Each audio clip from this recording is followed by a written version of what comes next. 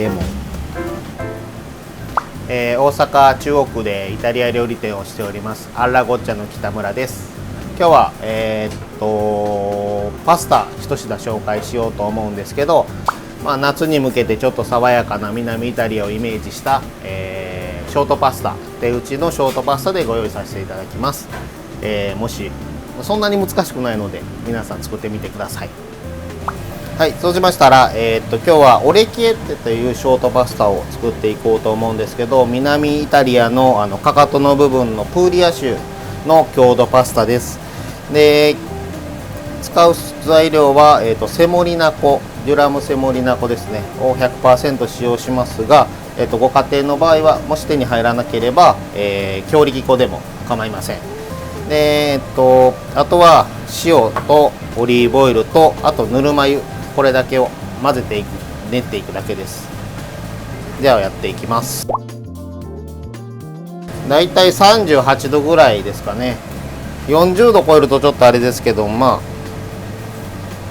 38度ぐらいを目安で、はい、ちょっとぬるいお風呂ぐらいですかね。はい、そしたら合わせていきます。だいたい粉に対しての半分量のぬるま湯と、あと塩を粉の方に1つまみで、オリーブオイルはだいたい大さじ1杯ぐらいですかね、合わせていきます。で、今日はちょっと1人前2人前で少量で作ってますので、すごく練りやすいとは思うんですけど、例えばちょっとご家庭でご家族が多い時にもうちょっと倍量だったりってすると、を作ろうと思ったらしっかり真ん中にくぼみを作って水を入れてちょっとずつ混ぜていくのが理想だと思います。だんだんこの粉が、水分を吸っていきまして、もろもろっていうところからこう塊に変わっていきます。もうこの時はもう普通に何も気にせず、こうつかみながらでも粉と水分を合わせていくイメージです。手打ちパスタは多少やっぱり湿気の多い時期と真夏の時期とではちょっと水分量は変わってきますが、だいたいこの生地に関しては半分量の水分を入れていっていただいて、こう練っていきます。今ちょうどまとまった状態ですね。そうしたら、まな板の上でもこういう板の上でもいいんですけど、しっかり練っていきます。こう手のひらのここの部分ですねをちょっと体重かけながら押していくイメージで、外のものを中へ、外のものを中へ、こういう風に。で、今まだこうもろもろっていう感じですね。これをもう少し練っていきます。外を中へ、外を中へ、外を中へ。だいたい硬さ的にはもう耳たぶぐらいの硬さになります。こう表面つるっとした状態で真ん中にこう寄せていって、つるっとした状態でラップでだいたい常温で30分ぐらいこう乾かないように置きます。これで一度生地を寝かせます。はい、30分寝かしまして、こうだんだんつるーっとしてくるんですけど、もう一回ちょっと練り直していきます。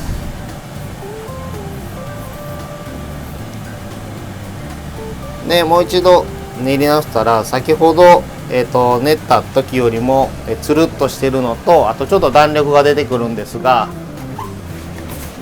これを30分経ったらもう一度冷蔵庫で最低でも 2,3 時間はちょっと寝かす感じですね。で、冷蔵庫の冷気だったり、で乾きやすいので、ちょっと乾かないようにしっかりラップをして、冷蔵庫で寝かします。一回グルテンって結局水分を吸うのに時間がかかるんですけど、その粉と水分が合わさって結合していく時に、そのいきなり冷蔵庫で冷やしていくのじゃなく、常温でちょっとゆっくり合わしていった状態、イメージで言えばね、合わしていった状態で、今度冷やしながらよりグルテンっていう粘りというかコシを、強化していくためにちょっと寝かすっていう感じですね。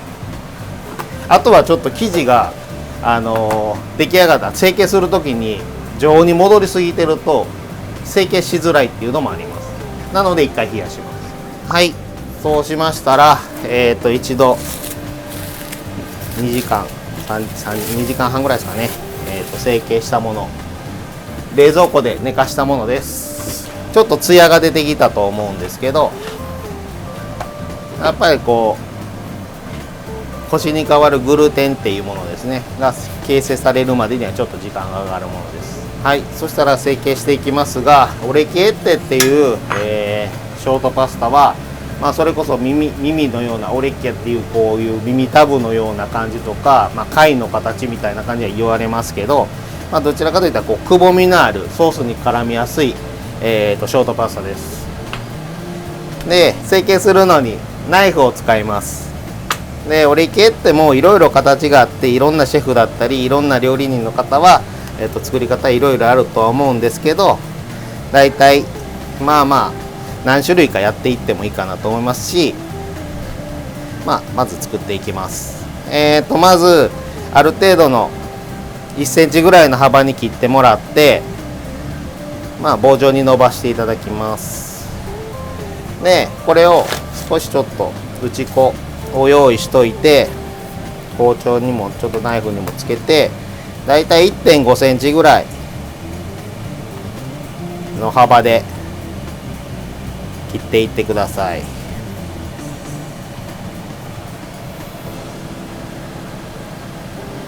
で、切っていっていただいて、このナイフにも成形するナイフにも粉をつけて、でこれやるときにこういうステンレスとか大理石のツルツルしたものよりは木の板だったり、まな板とかの方が滑りにくくてやりやすいと思います。で、こっちの成形したものの方にもつかないようにちょっと打ち粉をしておきます。セモリナ粉です。で、ここのギザギザの部分を断面ですね、この切った断面を上にしてもらって押さえていきます。ね、押さえていってこのままずーっと横にずらしていきます。そうするとこういう風な形で周りはぷっくらして、中は薄い状態を成形していきます。で、オレキエッテもいろいろ作り方があって、親指で押さえるだけの人もいます。こういう風な感じで。お子様とご家庭で作る場合はもうお子様に好きな形にしてもらってもいいとは思うんですけど、今日はちょっと僕はこうやってナイフで押さえて横にずらしていく、こんな感じで、ナイフのこのギザギザの部分がちょっとこう模様になるような感じが理想です。ソースに絡みやすく。このセモリナ粉の生地といいますか、もう粉と水分しかないので、どちらかといったらこうちょっともちもちっとした感じの食感が特徴のパスタになります。卵が入らないので。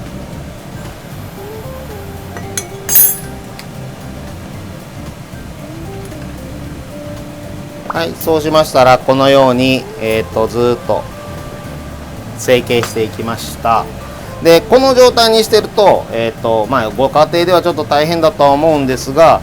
このまま冷凍していただいても、3日4日ぐらいはあまり品質も変わらず、またその凍ったまままた湯がいていただけるとは思います。今日はちょっと冷凍してないですけど、こんな形でご用意しています。今日はイワシと、夏野菜の万願寺唐辛子の、ショートパスタオレキエッテなので、ちょっとイワシの掃除も今からやっていきます。今日ちょっとめちゃくちゃ大きいイワシなんであれですけど、だいたい分量で言ったら1匹2匹って書いてますが、掃除の仕方まずいきます。イワシは、こう群れで回遊している魚で、こう揚げられた時には意外とこう擦れ合って鱗は取れてる場合も多いんですが、ついてるかもしれないので、一応でしっかりついてるよ鱗に関しては鱗引きなんかでもやっていただいてもいいです。まず鱗を取ります。ね、鱗をある程度取ったら、まず尻の方から内臓を取ります。お腹を開けてあげます。でこの時に、流水で、内臓を取って掃除していくんですけど、今日ちょっとあまりにもイワシが大きいので3枚におろしてから使おうとは思うんですけど、もし中羽イワシっていうもう一回り小さいとか、もうまだ小さいイワシとかが手に入った場合は普通に手開きだったりしていただいてもいいので、また後でそれは思います。で内臓を抜いていきますけども、真夏になるとちょっと水道の水温が上がってくる場合はやっぱりすごく鮮度というか足の速い魚なので、なるべく冷たい状態で先処理をしていくんですが、最終的に内臓を抜いて一度洗った状態からの処理はちょっと氷水なんかにつけながらやっていったりもした方がいいかなと思います。まず内臓をこのまま抜いていきます。で先に頭を落としてもいいんですけど、今日はちょっとパスタで使うので火を入れるイワシです。火を入れて料理していきますが、例えばお刺身ですごく鮮度が良くてお刺身にしたいなと思うのであれば、内臓を取る時も頭は落とさない方がいいと思います。なるべく身自体は水に当たらない方が持ちが良くなります。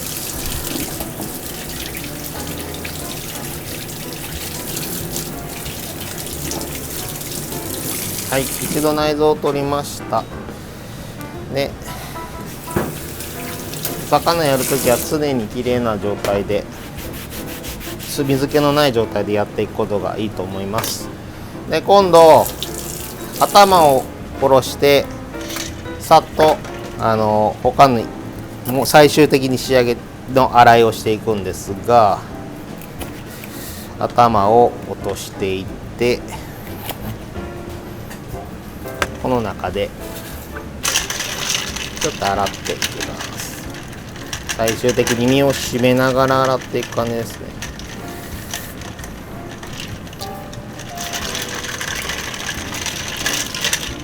こんな感じできれいに洗ってあげてください。まだ最終的に残ってるんですけど、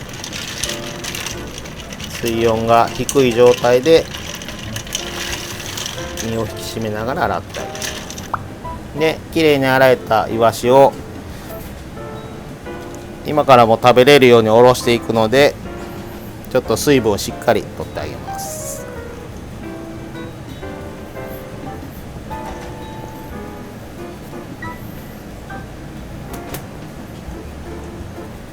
おろしていきます。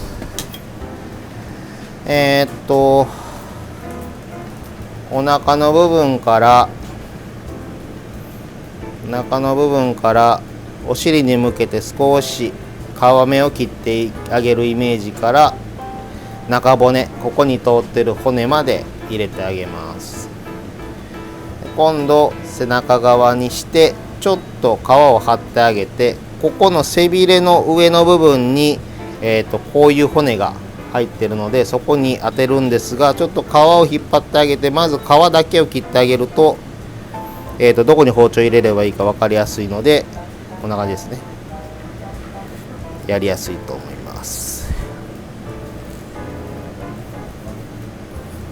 こんな感じで、で、あとはここが貫通してるので切ってあげる。ここの中骨を切ってあげると3枚におろせます。今度眼帯で背中の部分を背びれの上の部分の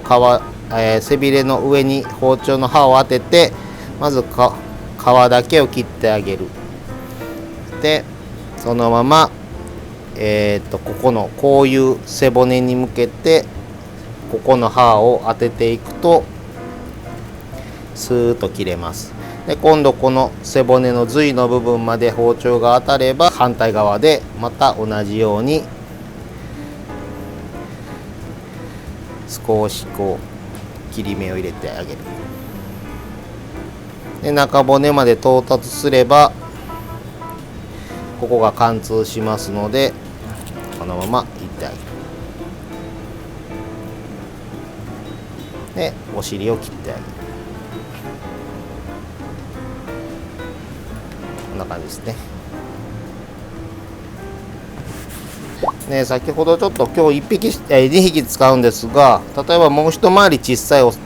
ワシだったり、そしたら手開きっていうのでも構いません。手開きっていうのはこの親指をこのお尻の尾びれの部分の上に爪でこう入っていって中骨を外してあげる。でそのまま指を沿わせながらここの中心の髄の背骨に合わせてこの腹骨と髄を外していきます。こんな感じで。で中骨に合わせてこう身を剥いでいく感じですね。で同じようにこっちから身を外してあげて、このような形で外してあげる。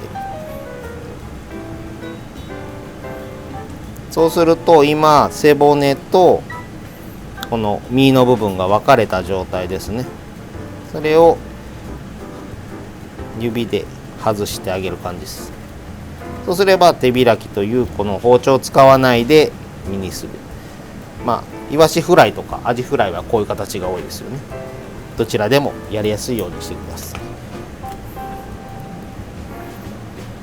これもこの状態を同じようにしてもらって背びれの部分を取ればこんな感じで同じようにはなります。ただどうしてもちょっとボロボロにはなりやすいですけど。で、パスタに使う、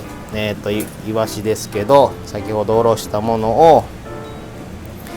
腹骨をすいていきます。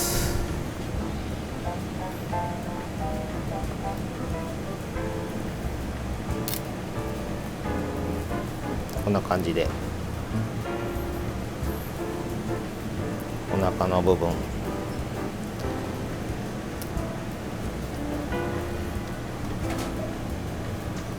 ちょっと今日はイワシが大きいので脂が乗ってて美味しいんですけど、少しやっぱり大きい分骨が残りやすいのでちょっと外して骨を抜いていっときます。なんか長時間長く炊いた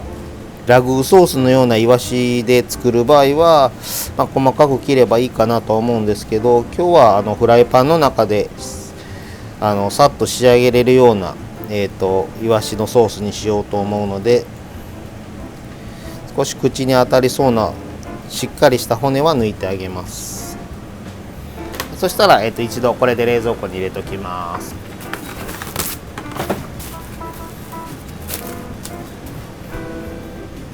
そしたらパスタの仕上げにちょっと食感と香りと足したいので、いったパン粉ですね。ちょっと香草を、入れたパン粉を仕上げにかけていくので、そのパン粉をいっていきます。で鍋が冷たい間に、オリーブオイルを入れまして、少しニンニクの香りを移したいので軽く、香りを移していきます。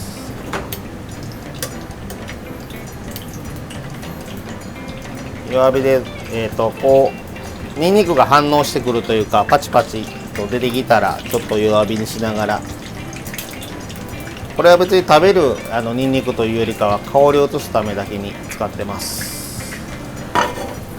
焦げないように、色がついてきたらまた表面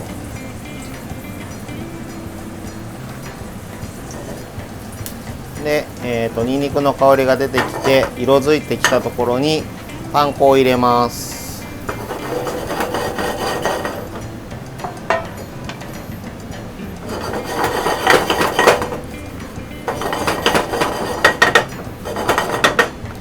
パン粉なんですけど、例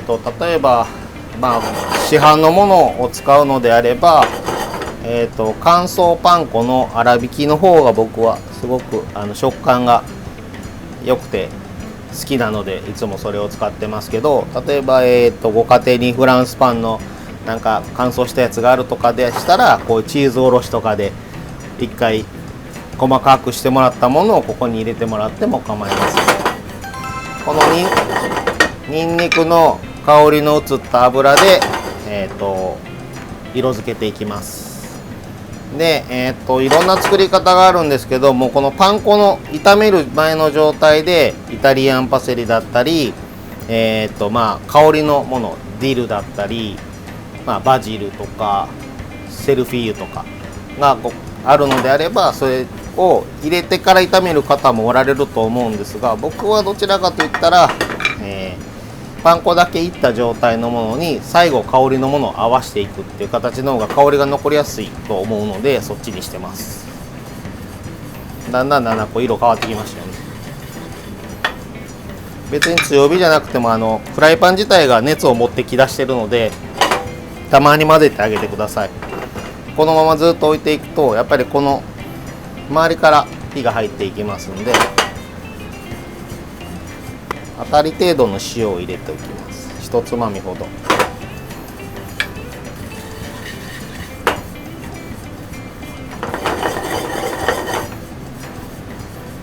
ね、定期的に混ぜていかないと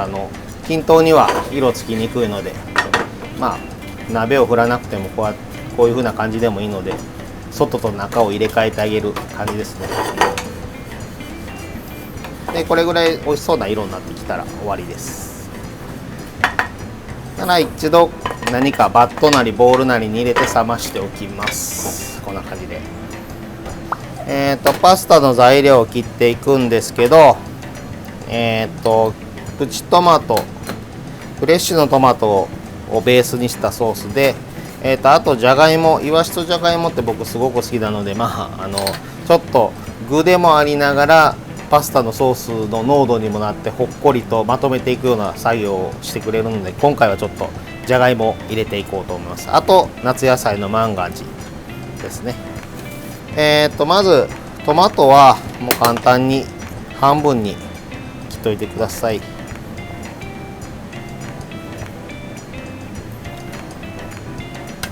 であとじゃがいもはそんなに量入れないんですけど、ダイス状に切って、ちょっと煮崩れたぐらいが美味しいので、だいたい1センチぐらい角に切って入れていきます。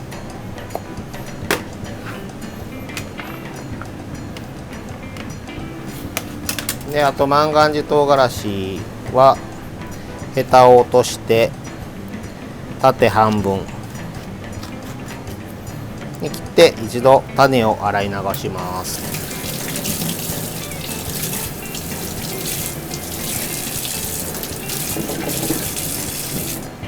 でパスタの大きさに合わせていくイメージでいいと思います。なんかこうフォークで一緒に食べれるようなサイズに切っていただけたらいいと思います。で粗熱が取れて冷めたので、これも一緒にハーブを合わせていくんですが、今日はイタリアンパセリを刻んだものと、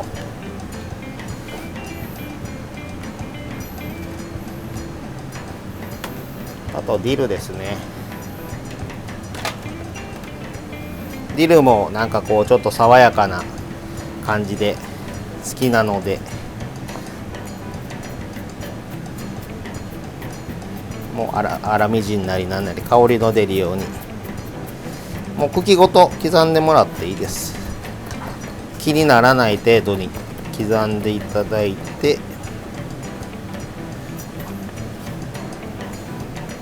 で入れます。あとはもう混ぜるだけ。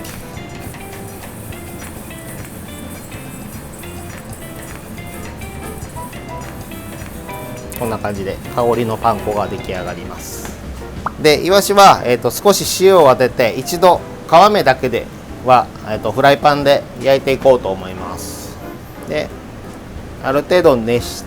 するというか、ある程度、油を引いて温かい状態にして投入していきます。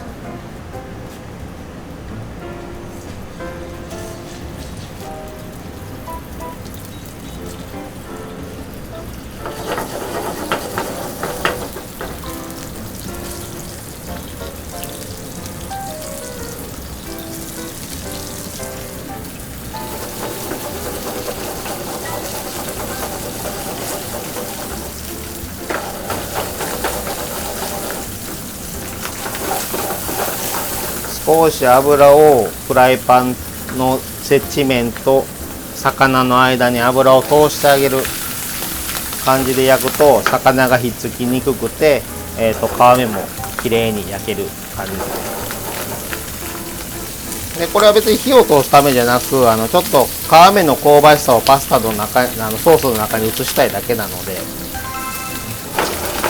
皮目が焼ければ OK です。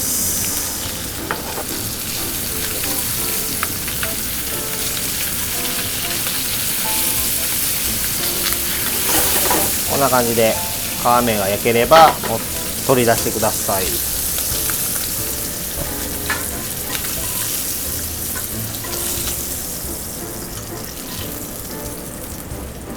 ちょっと飾りでも立派なんで飾りでも使おうかなと思うんですが、まあ綺麗に切れた飾りの部分は置いて、仕上げにちょっと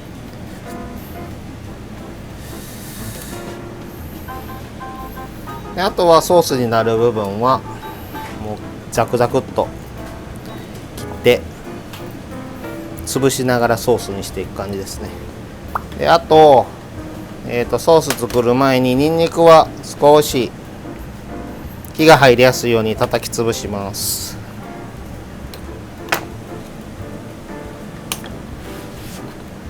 じゃあパスタソース作っていきます。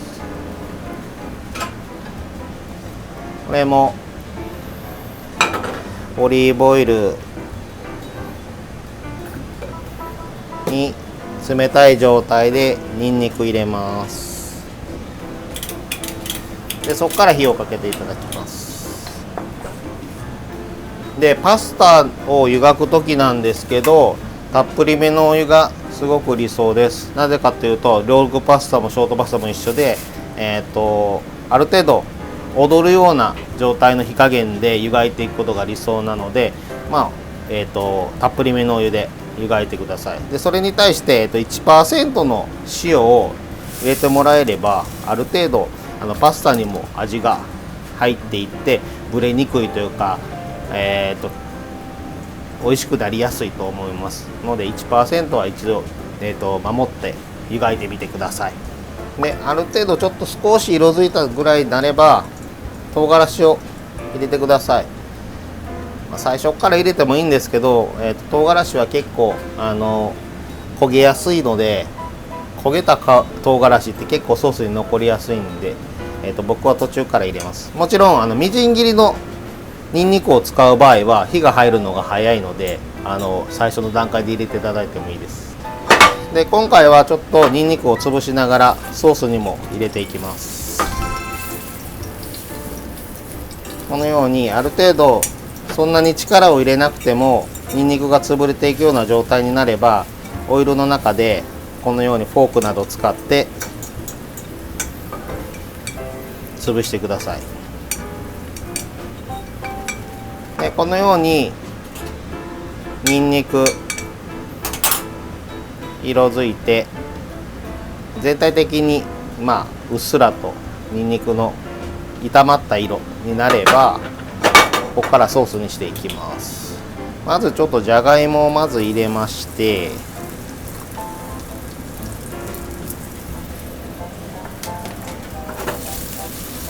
少し油を絡めていき、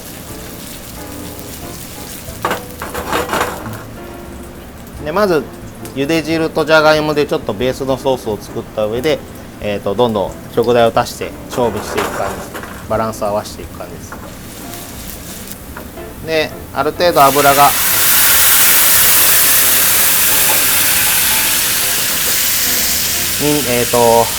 ある程度じゃがいもの周りにも油がまとわりついて、こうじゃがいも自体の温度が上がれば、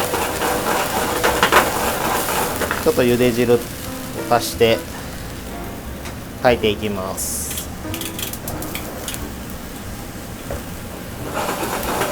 でこの時に唐辛子を抜いていただくと、これ以上辛くはない、唐辛子が出ないので。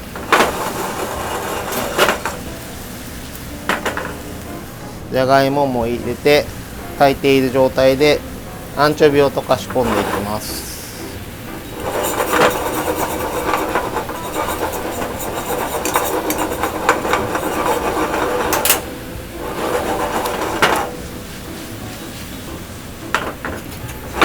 もちろんフィレのまま入れてもらってもいいですし、ピューレ、ペーストをお持ちの方はペーストも入れていただいて、ペーストで代用していただいてもいいですし、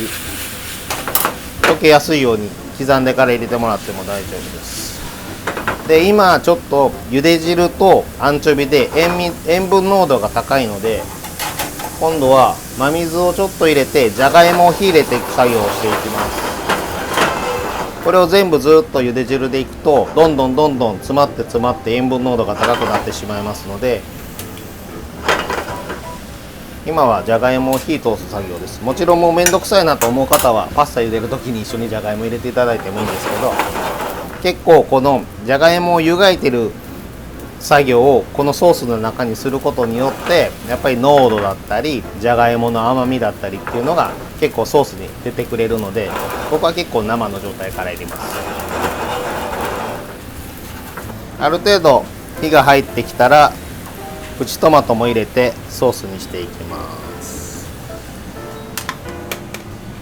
断面の部分を下にしていくと意外とこう中からずーっと火が入りやすくてトマトが潰れていく感じですね。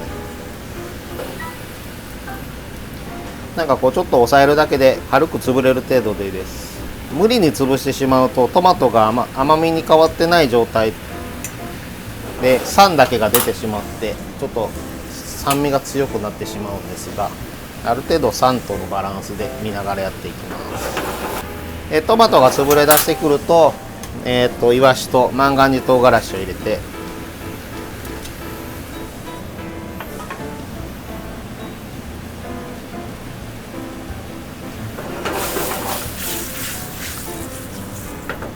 イワシもちょっと潰れながらソースになり、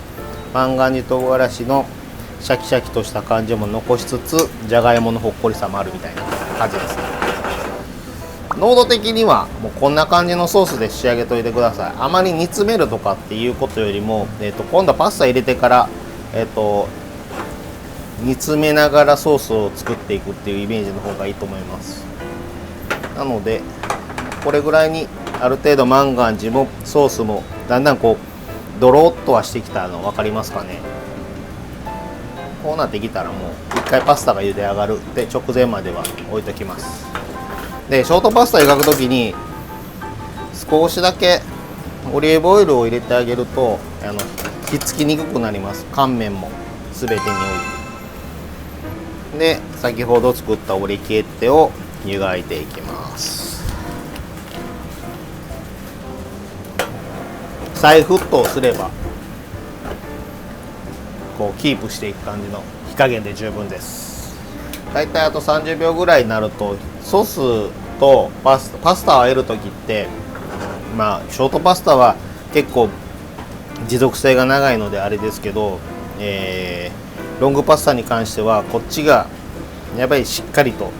温まった状態でソースを入れた方が、今度パスタを入れてからまた温度が下がって次の、温度が上がるまでの間にタイムラグができてしまって、その間にちょっと行き過ぎてしまうというか、アルデンテを起こしてしまうみたいなことがあるとは思うんですけど、必ず何にせよこっちもあったかい状態にすることが一番いいと思います。ね、食べてみてもっちりとして、その生の粉っぽさがない状態になると揚げていきます。こんな感じでふっくらしていきますよね。でしっかり水を切ってでソースの中に入れます。一旦ソースをとパスタを絡めてあげます。でこんな感じでちょっと油が浮いてきてこう煮詰まった感じになるのはあまり具合良くないので、少し水分を足して今度仕上げのオリーブオイルをまとわせて終わりです。少し水分がまだある状態で仕上げのオリーブオイル、香りオリーブオイルを入れて、でこんな感じでちょっとこうしっかり絡んでる状態が理想ですかね。ソースも油が浮いているわけではなく、こうとろーっとしてる。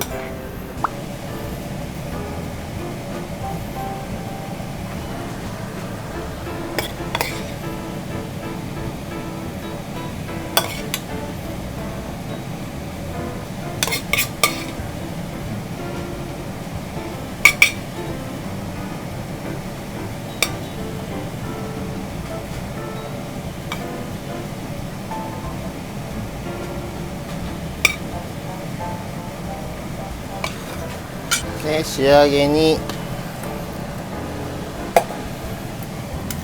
ちょっと飾りというか綺麗に切ったイワシと、あとパン粉ですね。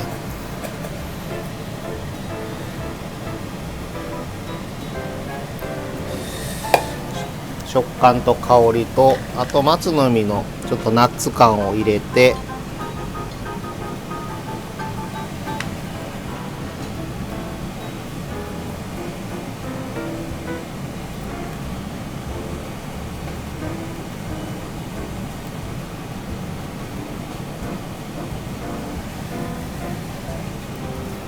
爽やかな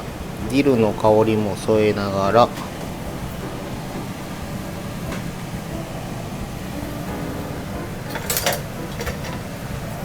で仕上げに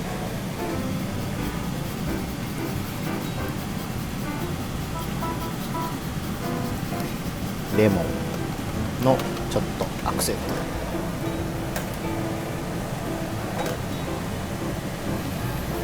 はい、完成です。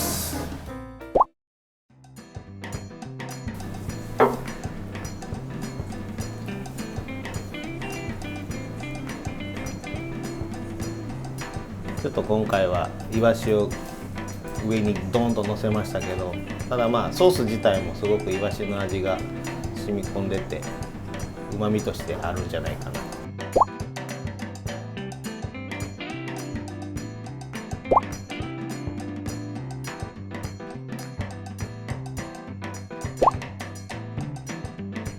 立体感出ますよね。ありがとうございます。